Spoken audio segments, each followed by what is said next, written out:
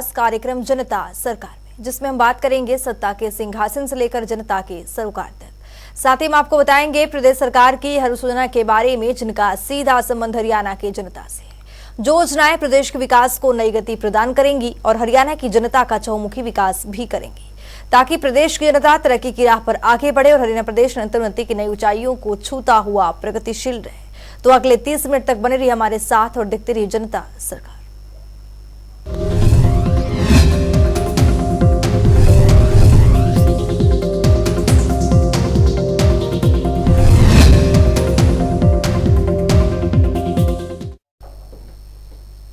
हरियाणा के मुख्यमंत्री मनोहर लाल गुजरात के एक दिवसीय दौरे पर रहे। इस दौरान मुख्यमंत्री ने गुजरात के गांधीनगर में 10वें वाइब्रेंट गुजरात ग्लोबल समिट 2024 की बैठक की, जिसमें मुख्यमंत्री ने जापान और अमेरिका के करीब 10 बड़ी कंपनियों के प्रतिनिधियों के साथ 1-to-1 बातचीत की, जिसके बाद उन्होंने अधिकारियों को कई बड़े कड़े निर्देश भी दिए। इस रिपोर्ट को देखिए।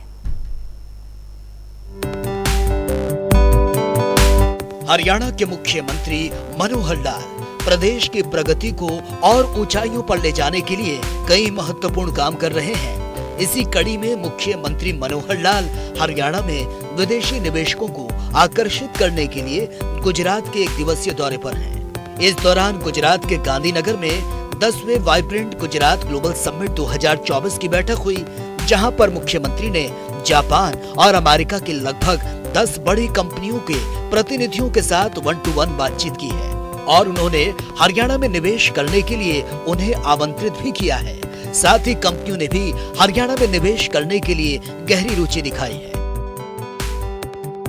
जापानी प्रतिनिधि मंडल से बैठक के दौरान मुख्यमंत्री मनोहर लाल ने जापानी भाषा में कंपनियों के प्रतिनिधियों का स्वागत किया, जिससे वो बेहद खुश और उत्साहित भी नजर आए।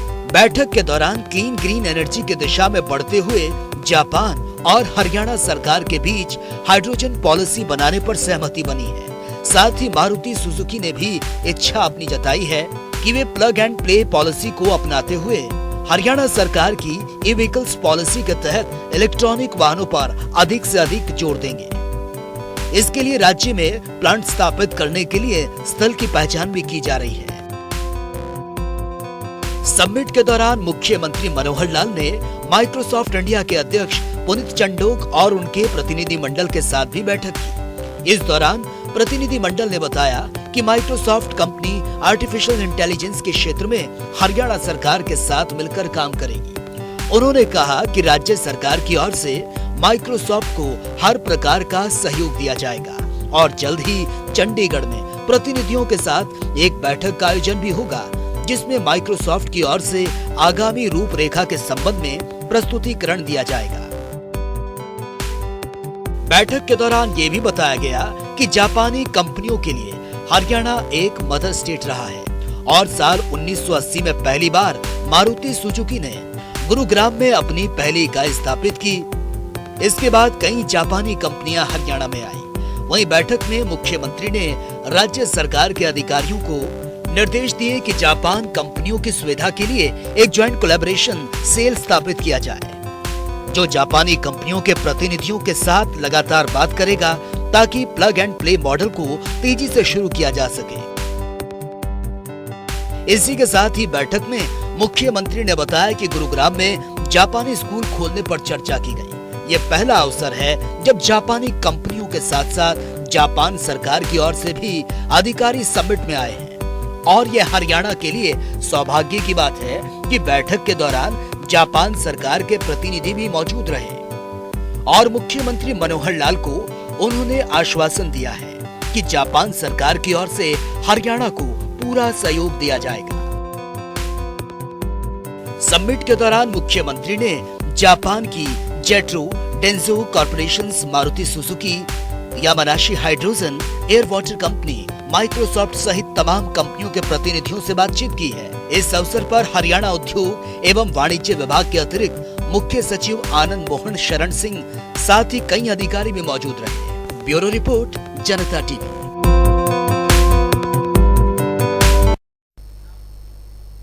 मुख्यमंत्री मनोहर लाल ने वाइब्रेंट गुजरात समिट 2024 के दौरान यूएस इंडिया पार्टनरशिप फोरम के साथ राउंड टेबल कॉन्फ्रेंस की, इस दौरान मुख्यमंत्री ने नराई को हरियाणा में निवेश करने के लिए आमंत्रित भी किया है।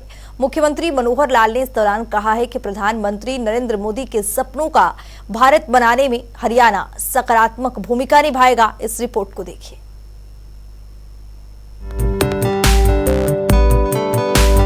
हरियाणा के मुख्यमंत्री मनोहर लाल अपने गुजरात दौरे के दौरान US India strategic partnership forum USISPF के साथ राउंड टेबल कॉन्फ्रेंस की। इस कॉन्फ्रेंस में मुख्यमंत्री ने अप्रवासी भारतीयों को हरियाणा में पूरा सहयोग देने का आश्वासन भी दिया।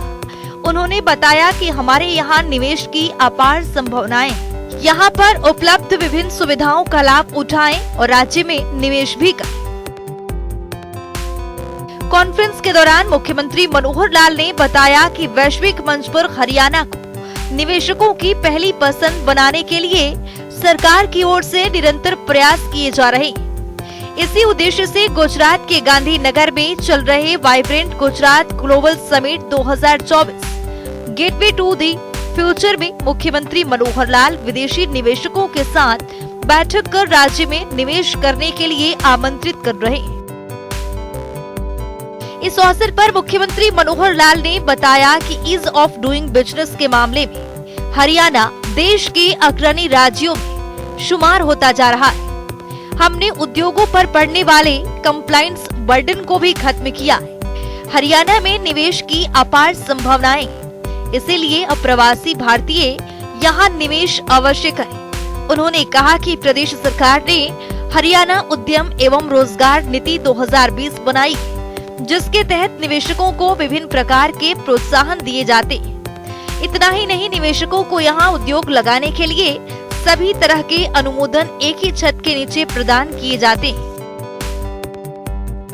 मुख्यमंत्री मनोहर लाल ने ये भी बताया कि हरियाणा दिल्ली के साथ 3 ओर से लगता है और इंदिरा गांधी अंतर्राष्ट्रीय हवाई अड्डे का भी हमें पूरा लाभ मिलता है। इतना ही नहीं, यहाँ लॉजिस्टिक सुविधाएं लगातार सुदृढ़ की जा रही हैं और हर जिला नेशनल हाईवे से जुड़ गया है।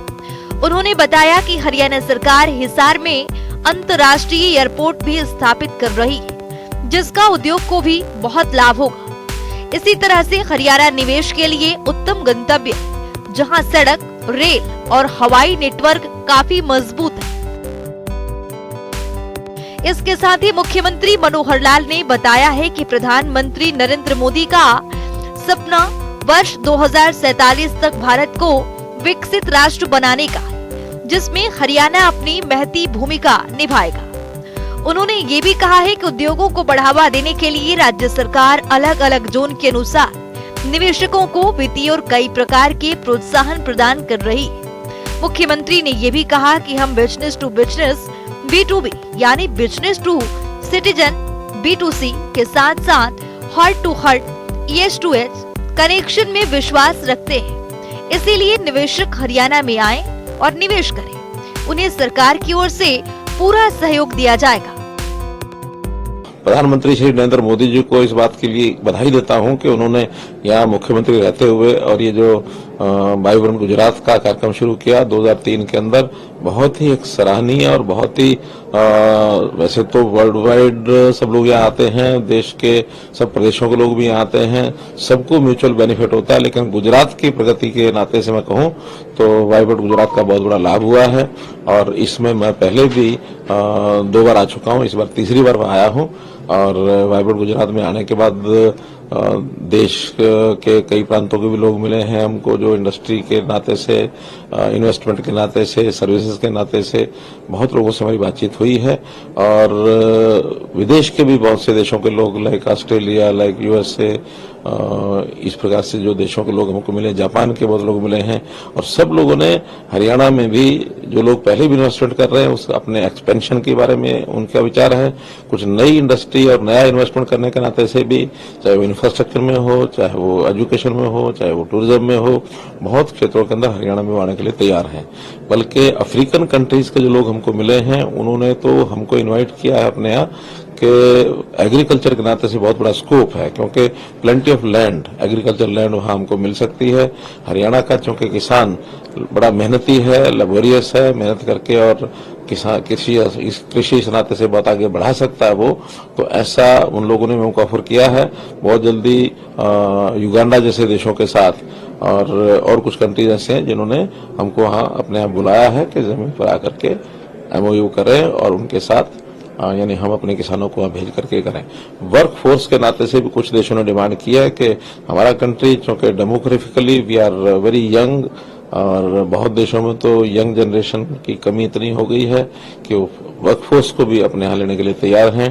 पिछले दिनों में हमारे यहाँ इजराइल में भी 10,000 लोगों की डिमांड आई।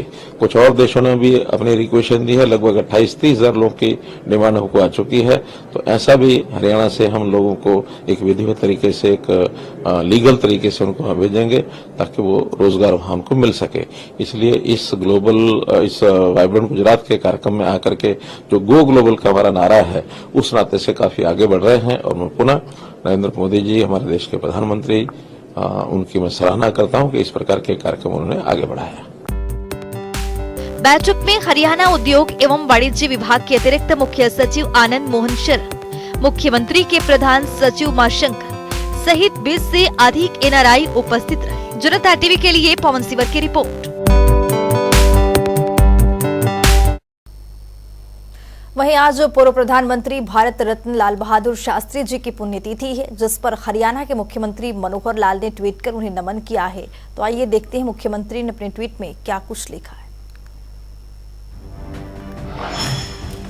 मुख्यमंत्री ने अपने ट्वीट में लिखा है, सादगी भरे व्यक्तित्व के धनी, जय जवान जय किसान नारे के उद्घोषक पूर्व प्रधानमंत्री भारत रत्न श्री लाल बहादुर शास्त्री जी को उनकी पुण्यतिथि पर कोटि कोटि नमन। मुख्यमंत्री ने अपने ट्वीट में आगे लिखा है, राष्ट्र के प्रति समर्पित उनके आदर्श विचार हम सभी को जन कल्याण और राष्ट्र की सेवा के लिए सदैव प्रेरित करते रहेंगे।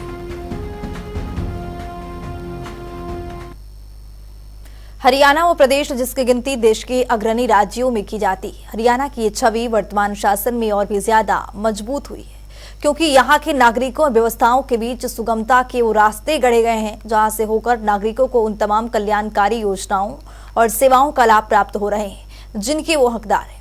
इसी कड़ी में मनोहर सरकार ने गरीब और जरूरतमंदों के विकास के लिए मुख्यमंत्री अंत्योदय परिवार उत्थान योजना की शुरुआत की है। इस योजना के लिए परिवारों के पहचान पत्र के जरिए लोगों को लाभ मिल रहा है और गरीब जरूरतमंदों को विकास के पथ पर आगे बढ़ने के लिए उन्हें प्रोत्साहित किया जाता है। इस रिपोर्ट को देखिए। हरियाणा के मुख्यमंत्री मनोहर लाल के कुशल नेतृत्व में हरियाणा प्रदेश विकास के पथ पर अग्रसर हो रहा है। मुख्यमंत्री का सोच है कि योजनाओं का लाभ प्रदेश के हर एक नागरिक तक पहुंचे। इसी कड़ी में हरियाणा के मुख्यमंत्री मनोहर लाल ने मुख्यमंत्री अंत्योदय परिवार उत्थान योजना की शुरुआत। इस योजना के तहत कौशल विकास, स्वरोजगार और रोजगार सृजन की शुरुआत की ओर कदम बढ़ाया गया है, ताकि अंत्योदय परिवारों की न्यूनतम वार्षिक आय 1 लाख से 1,80,000 तक प्रति वर्ष बढ़ाई जा सके। मुख्यमंत्री के इस दूरगामी सोच से प्रदेश के लोगों का निरंतर विकास सुनिश्चित हुआ है। इस योजना का शुभारंभ मुख्यमंत्री मनोहर लाल ने साल 2022 में गुरु रविदास की 644वीं जयंती के अवसर पर किया था। परिवार पहचान पत्र के माध्यम से अब हम प्रदेश के हर नागरिक और हर परिवार उसका डाटा हम इकट्ठा कर रहे हैं, सर्वे करा रहे हैं, और सर्वे कराने के बाद हर परिवार का सोशो इकोनॉमिक स्थिति स्टेशन क्या है और उसके आधार पर उसको किस किस योजना का लाभ लेने का वो पात्र है, चाहे वो केंद्र सरकार की योजना हो चाहे प्रदेश सरकार की योजना हो, वो जो पात्र होगा उस पात्र को ही सबसे पहले उस योजना का लाभ मिलेगा। अगर मेरिट स्कीम को बनानी होगी तो वो रिवर्स इकोनॉमिक जो उसका स्टेटस है वो उसकी मेरिट होगी। सबसे ज्यादा जो कम आय वाला व्यक्ति होगा वो सबसे पहला पात्र होगा। अंत्योदय परिवार उत्थान योजना 1 लाख परिवार उसकी सिलेक्शन वो हमने शुरू कर दी है। लगभग 12-13 हजार परिवारों का आय का जो मूल्यांकन है, आय का वेरिफिकेशन है, वो हमारे पास होके आ गया है। साथ साथ आता रहेगा, साथ साथ हम काम करते रहेंगे। लगभग 1 लाख परिवार की पहले चरण के अंदर ये हमारी योजनाएं होंगी। उसमें 8-10 तरह के काम डिपार्टमेंट्स ने मिलकर सोचे हैं, जिसमें उनकी ऑप्शन ली जाएगी कि वो क्या काम करना चाहता है।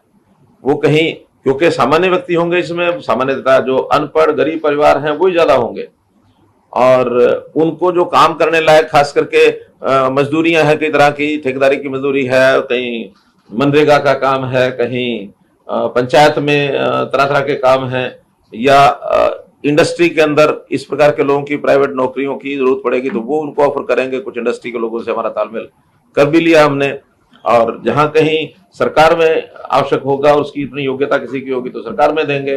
कोई सेल्फ एम्प्लॉयमेंट के नाते अपना रोजगार करना चाहता है, मानो कोई 2 पशु बांध करके दूध का काम करना चाहता है तो उसको आर्थिक सहायता उसकी वो कराएंगे, बैंक से कराएंगे। बैंक से बहुत सी स्कीमें हैं, बहुत सी ये जो माइक्रो फाइनेंस के सिस्टम्स हैं बहुत एजेंसियों के, उनके साथ हमने बातचीत की है। उनका हम भी जो है अपने सिस्टम से उनको सहायता कर सकते हैं। अर्थात कोई भी परिवार जिसकी न्यूनतम आय 1 लाख रुपया प्रति वर्ष जरूर हो, ऐसी योजना पर हम काम कर रहे हैं। मुख्यमंत्री अंत्योदय परिवार उत्थान योजना हरियाणा के मुख्यमंत्री मनोहर लाल की ओर से राज्य के गरीब परिवारों की आय में वृद्धि करने के लिए शुरू किया गया है। ये एक ऐसी योजना है जिसके जरिए गरीब परिवारों के पहचान पत्र बनाए जाते हैं और गरीब जरूरतमंदों को विकास के पथ पर आगे बढ़ाने के लिए उन्हें प्रोत्साहित किया जाता है। यही नहीं, हरियाणा अंत्योदय परिवार उत्थान योजना के तहत कुछ परिवारों को चयन भी किया जाता है, जिनकी आय को बढ़ाने के लिए सरकार की ओर से हर संभव प्रयास करने की पूरी रूपरेखा भी तैयार की जाती है, जिसके तहत इन सभी परिवारों को विभागीय योजनाओं के बारे में जानकारी प्रदान की जाती है और इसमें आवेदन करवाने के लिए भी एक ऐप का शुभारंभ किया गया है। तो चलिए अब ग्राफिक्स के जरिए समझते हैं।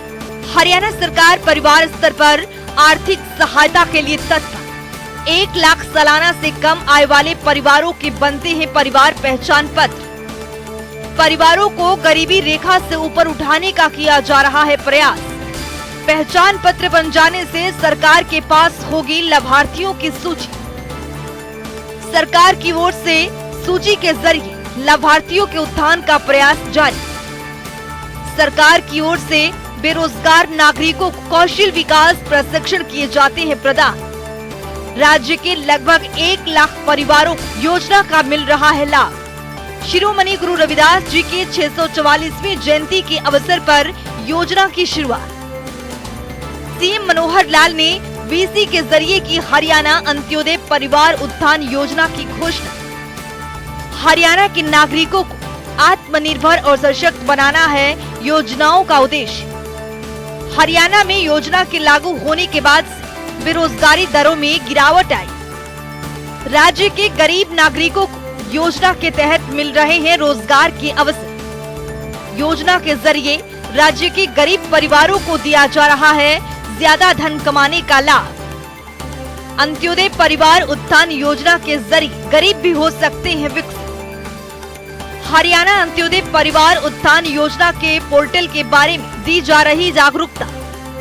योजना के जरिए कम आय वाले परिवारों की वित्तीय सहायता होती है प्राथमिकता। सरकार की ओर से हरियाणा राज्य में पैदा होते हैं रोजगार के नए अवसर। वार्षिक आय 1 लाख से कम वाले परिवारों को मिलती है आय में वृद्धि के अवसर। सरकार की ओर से स्वरोजगार के लिए ब्याज मुक्त ऋण देने की व्यवस्था। वहीं मुख्यमंत्री अंत्योदय परिवार उत्थान योजना के तहत प्रदेश के 1 लाख से ज्यादा गरीब परिवारों की आय बढ़ाने का लक्ष्य निर्धारित किया गया है, जिसमें से पहले 2 चरणों में आयोजित अंत्योदय मेलों में लगभग 50,000 से ज्यादा परिवारों को बैंकों के माध्यम से ऋण उपलब्ध करवाया गया है। तो चलिए अब ग्राफिक्स के जरिए समझते हैं। आवेदक हरियाणा का स्थायी निवासी होना चाहिए। उम्मीदवार की वार्षिक आय 1 लाख से अधिक नहीं होनी चाहिए। आवेदक गरीबी रेखा से नीचे जीवन यापन कर रहे हो। तो चलिए ग्राफिक्स के जरिए समझते हैं कि आवेदक के लिए महत्वपूर्ण दस्तावेज क्या क्या हो सकता है। Aadhaar card, ration card, passport size photograph, स्थायी प्रमाण पत्र, मोबाइल नंबर, परिवार पहचान पत्र। वहीं इस योजना के तहत हरियाणा के सरकारी महकमों, बोर्ड निगमों और सरकारी संस्थाओं में फिर से अनुबंध आधार पर कर्मचारियों की भर्ती होगी। प्रदेश सरकार ने कच्चे कर्मचारियों की भर्ती पर पिछले साल 28 सितंबर से लगी रोक को हटा दिया है। कच्ची नौकरियों में गरीब परिवारों को, युवाओं को प्राथमिकता दी जाएगी और नौकरी के लिए अंत्योदय परिवार की सूची में शामिल परिवारों, सक्षम युवाओं और जरूरतमंद लोग जिनके परिवारों की वार्षिक आय 1,80,000 रुपए से कम है, उन्हें भी प्राथमिकता दी जाएगी। तो चलिए अब ग्राफिक्स के जरिए समझते हैं कि योजनाओं के तहत शामिल विभाग कौन कौन से हैं। Haryana red cross society, Haryana राज्य बाल भवन परिषद, महिला विकास निगम, पिछड़े वर्ग एवं आर्थिक रूप से कमजोर वर्ग कल्याण निगम हरियाणा, कौशल विकास मिशन, अनुसूचित जाति एवं वित्तीय विकास निगम, सूक्ष्म लघु एवं मध्यम उद्यम निदेशालय, शहरी स्थानीय निकाय विभाग, विकास एवं पंचायत विभाग, रोजगार विभाग, मत्स्य पालन विभाग, बागवानी विभाग, पशुपालन और डेयरी विभाग, ग्रामीण विकास विभाग, सूचना प्रौद्योगिकी मंत्रालय। वहीं हमारे देश में काफी ऐसे लोग हैं जो आर्थिक स्थिति कमजोर होने के कारण अपना जीवन अच्छे से यापन नहीं कर सकते और ऐसे में उन्हें काफी कठिनाइयों का भी सामना करना पड़ता है। इसके चलते मुख्यमंत्री मनोहर लाल की ओर से हरियाणा अंत्योदय परिवार उत्थान योजना का आरंभ किया गया है। इस योजना के माध्यम से गरीब जरूरतमंदों की जीवन स्तर ऊपर उठाने में काफी हद तक राहत मिलेगी और उन्हें विभिन्न प्रकार के रोजगार के अवसर भी प्रदान होंगे। ब्यूरो रिपोर्ट, जनता टीवी। तो चलिए वक्त आ गया है आज के सवाल के विजेता जान लेने का।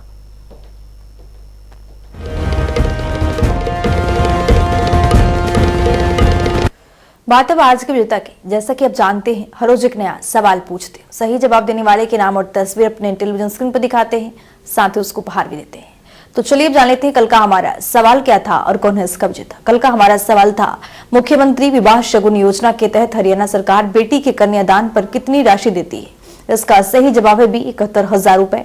ढेरों जवाब आए, लेकिन आज के हमारे विजेता हैं गिरीश गुप्ता हिसार से। गिरीश, आपको बहुत बहुत बधाई। तो फिर पूछेंगे आज का सवाल, देखते रहिए जनता टीवी।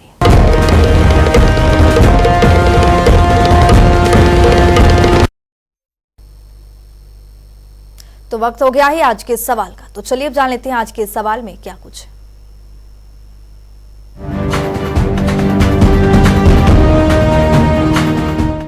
हर रोज की तरह हाजिर हूं आज का सवाल लेकर। जैसा कि आप जानते हैं, हर रोज एक नया सवाल पूछते हैं, सही जवाब देने वाले के नाम और तस्वीर अपने टेलीविजन स्क्रीन पर दिखाते हैं, साथ ही उसको उपहार भी देते हैं। तो चलिए अब नजर डालते हैं आज के सवाल। हरियाणा सरकार विकलांग व्यक्तियों को निर्धारित मानदंडों के अनुसार हर महीने पेंशन भत्ता कितनी देती है।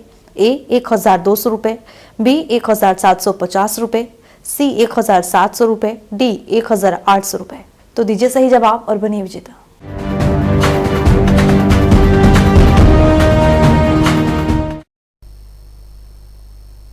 तो इस खास कार्यक्रम के जरिए हमारा मुख्य उद्देश्य हरियाणा सरकार की कल्याणकारी योजनाओं की जानकारी और उसका लाभ प्रदेश के हर एक नागरिक तक पहुंचाना है, क्योंकि जब प्रदेश का हर एक नागरिक समृद्ध और खुशहाल होगा, तभी प्रदेश विकास के पथ पर अग्रसर हो पाएगा।